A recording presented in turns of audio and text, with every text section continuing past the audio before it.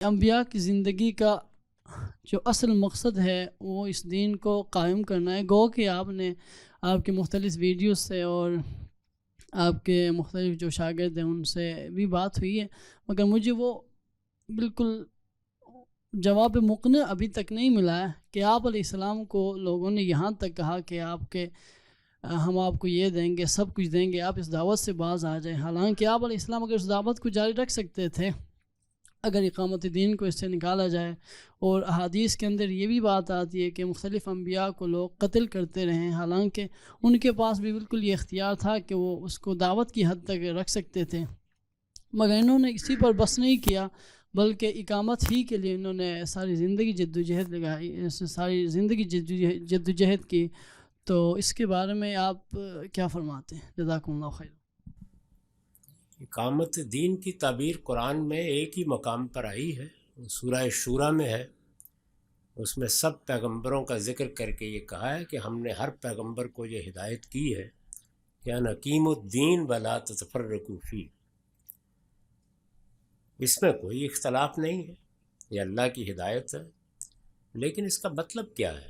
یعنی اقامت دین کا ایک تو اردو میں ترجمہ کرنے کی کوشش ہے، وہ آپ جو جی چاہے کر لیں۔ عربی زبان میں اس کا مطلب یہ ہے کہ کسی چیز کو اہتمام سے اختیار کرنا، اس کے لیے فعل اقامت استعمال ہوتا ہے۔ میں نے اپنی کتاب برہان میں تعویل کی غلطی کے عنوان سے ایک مضمون لکھا ہے۔ اس میں عربی ادب سے، شاعری سے، قرآن مجید سے اور اسی طرح ہمارے قدیم علماء مفسرین کی آراء سے بالکل واضح طریقے پر بتا دیا ہے کہ اس کا مطلب کیا ہے۔ یعنی دین کو پوری طرح اختیار کر لینا، پورے اہتمام سے اختیار کر لینا، یہ مطلب ہے اس کا۔ یہ کہ اس کو آپ نے دنیا میں نافذ کرنے جانا ہے، یہ بدعت ہے، اس کا عربی زبان سے کوئی تعلق نہیں ہے۔ صحیح مفہوم اس کا یہ ہے۔ اس وجہ سے اگر اس کا قائم کے لفظ کو قائم رکھ کے ترجمہ کرنا ہو تو یہ کہنا چاہیے کہ تم دین پر قائم رہو گے، یعنی اسے اختیار کیے رکھو گے، اس پر عمل پیرا رہو گے، اس کو اس کے جزیات کلیات ہر چیز میں اپنائے رکھو گے، یہ مطلب ہے اس کا۔ بالکل وہی مطلب ہے جو اقامت صلاۃ کا ہے۔ قرآن نے اقامت صلاۃ میں اقامت کے لفظ کو کھول دیا ہے خود۔ چنانچہ دیکھیے سورہ مومنون میں، سورہ معارج میں دو لفظوں سے کھولا ہے، حفاظت اور دوام، یعنی اس چیز کو پکڑے رکھو اور اس پر مدامت اختیار کرو، اس کو ہمیشہ اپنائے رکھو، تو یہ مطلب ہے اس کا۔ جب کہا جاتا ہے کہ اقامت صلاۃ کرو تو کیا معنی ہے؟ یعنی ایک ڈنڈا پکڑو اور لوگوں کے اوپر نماز نافذ کرو، نماز کا اہتمام کرو، نماز کو زندگی بناؤ، نماز تمہارے لیے عمل کی چیز ہو، نماز ہی کے ساتھ تمہاری زندگی بسر ہونی چاہیے، یہ مطلب ہے اس کا۔ تو یہ انبیاء علیہم السلام کو وہ ہدایت کی گئی ہے۔ دوسری بہت سی ہدایات کے ساتھ یہ بھی بالکل ٹھیک ہدایت ہے۔ جو دین بھی دیا جائے گا آخر کس لیے دیا جائے گا؟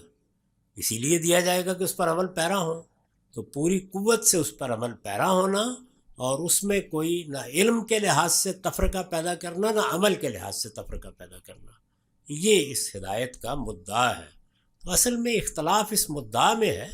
اس پر میرا خیال ہے کہ جب کر پہلے بات کر لیجئے، اس کے بعد یہ کہ پیغمبروں کے ساتھ کوئی معاملہ کیسے ہوا۔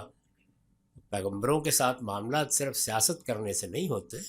دنیا میں ایک زمانے میں شرک کو باقاعدہ ریاستی مذہب کی حیثیت حاصل رہی ہے۔ موجودہ زمانے میں اب شاید کچھ دنوں میں الحاد کو یہی حیثیت حاصل ہو جائے، اور مغربی تہذیب تو اب آپ یہ جانتے ہیں کہ مرد اور مرد کی شادی کو یہی حیثیت دینے والی ہے کہ آپ بات کریں تو ہو سکتا ہے گردن مار دی جائے۔ تو اس وجہ سے یہ سب دنیا میں ہوتا رہتا ہے۔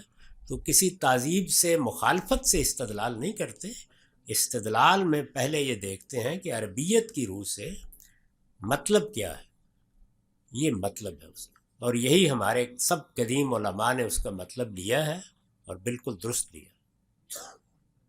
مولانا سید ابواللہ صاحب مودودی نے اس پر جو کچھ سورہ شورى میں لکھا ہے، اس کا دوسرا حصہ یعنی اب دین کا کیا مطلب ہے بالکل صحیح ہے، اور اس کا پہلا حصہ کہ اقامت سے کیا مطلب ہے بالکل غلط ہے۔